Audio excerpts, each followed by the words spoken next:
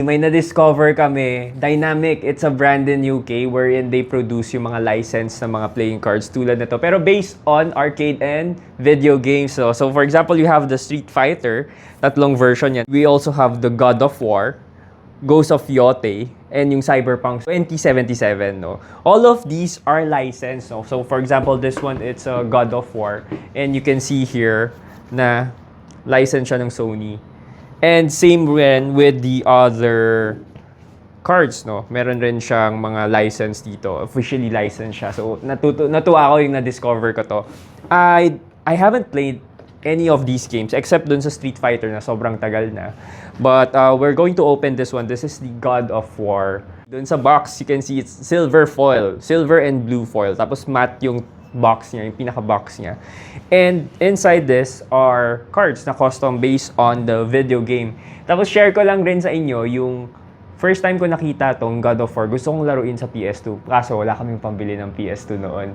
Ngayon naman, meron ng pambili, pero wala naman na akong time para maglaro nito. So malungkot talaga, no?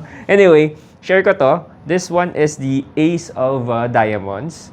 Ayan. So, I'm not really familiar with the elements of these cards. No, I would assume these elements are from the video game itself. So, for the court cards, ayan sila. Ayan yung mga characters based on the video game. And you also have the Ace of Hearts. I would assume ito yung mga weapon ng mga villains or the heroes, no? Ayan. And then, we also have, ito yung court cards naman for the hearts. Diba? Maganda yung artwork niya. It's fully custom. And it also even has, meron rin siyang gold foil dun sa ink. You can see it in person. Gold foil yung ink niya. Gold, metallic ink pala rather. Gold metallic ink. Ace of Spades. Tapos, ito naman yung court cards niya. You have Kratos here. Ayan. Yan lang kilala ko, si Kratos lang.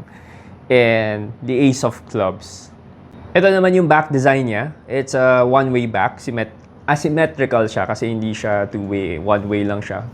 Meron siyang right side up. Tapos may dalawang jokers ka. First design and the second design. Also has one extra card. It says Dynamic Playing Cards, yung producer ng deck.